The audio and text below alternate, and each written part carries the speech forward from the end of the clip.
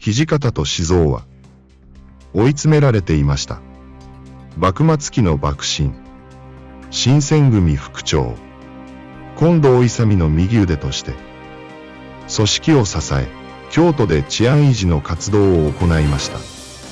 小説、映画、ドラマ、アニメなどに取り上げられ、イケメンの写真が残っていることもあって、日本史の中でも非常に人気の高い人物です。当チャンネルでも、新選組や土方についての動画を作ってますので、よかったら概要欄から見てください。さて、そんな土方歳三ですが、会津の旅館で、幕臣の望月光蔵という人物に、枕を投げつけるという、面白いエピソードを残しています。当時の土方の追い詰められた、心理状況などが想像できる、貴重なエピソードです。では、会津に来るまでの土方をざっと振り返ります。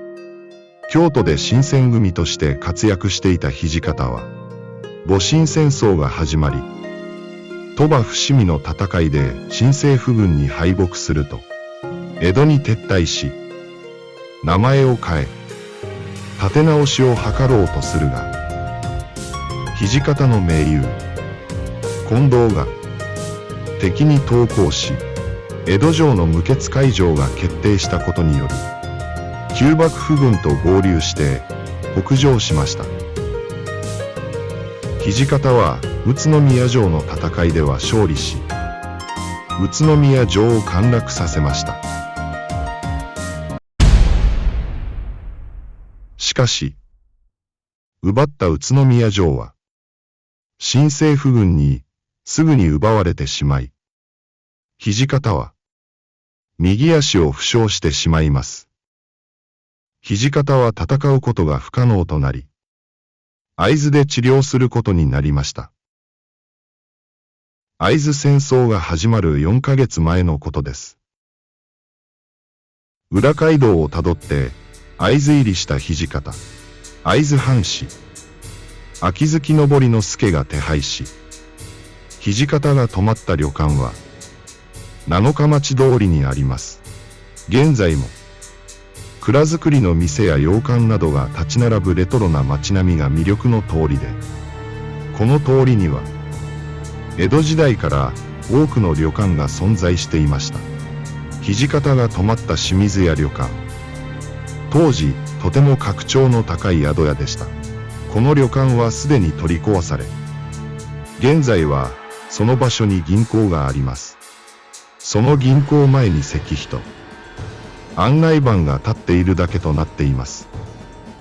ちなみにここには土方だけでなく、多くの歴史的な人物が宿泊しています。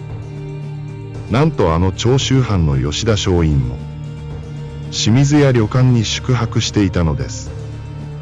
22歳の松陰が東北遊学した時に、会津にも訪れました。滞在中には、会津の藩校である日進館を見学しています。松陰の会津の訪問は、1952年、ペリーの浦賀来航の1年前のことでした。近藤や土方たちに活躍の場を与えた、会津藩主松平片盛が、京都守護職に就任する10年前の訪問です。松陰は、1959年29歳で処刑されることになるが、松陰の思想に影響を受けた人たちが、幕府、会津藩新選組と争い、新政府を作っていくことになります。さて、土方は宇都宮での負傷した足の傷は深く、清水屋旅館に到着した頃は、立つこともできなかったようです。この時、旅館には、旧幕臣の人物も泊まっていました。それが、望月光蔵です。もともとは、神奈川奉行所で働く旗本です。望月は、酒、タバコ、囲碁、将棋を避け、真面目に職務に励み、潔癖で強量で、浪人とは付き合わず無頼癖を憎悪してたようです。趣味はなく、余暇は剣道をしていました。小太刀と手裏剣はかなりの腕前でしたが、文官の人間でした。年齢は土方よりも14歳年上でした。望月は新政府のやり方に耐えられず、会津を救うため、神奈川奉行所を脱走。清水屋旅館に宿泊していました。そんな望月が土方の部屋を訪問します。土方は、寝たまま布団の中から、俺たちと一緒に戦え、と言いました。この態度は、望月に、ひどく傲慢に感じたらしく、むっとした望月は、自分は文官であり、武官ではない。会津藩主の下で雑事をするのが目的です。と答えました。望月は、旗本としてのプライドがあるのか、百姓上がりの土方の態度に我慢がならなかったようです。望月は立ち去ろうとします。すると、土方は望月を嘲笑い、志を持って遠くの会津まで来たのだろう、この臆病者が、と言いました。望月も負けていません。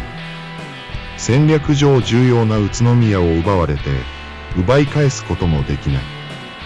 あなたも臆病者だ。と言いました。土方は激高し、お前の言葉など聞きたくない。俺の病床に触る。され。と叫びました。望月は部屋を出て行きました。この時、土方は怒りのあまり、枕を投げたという、当時のやりきれない土方の心理状況が、よくわかるエピソードでした。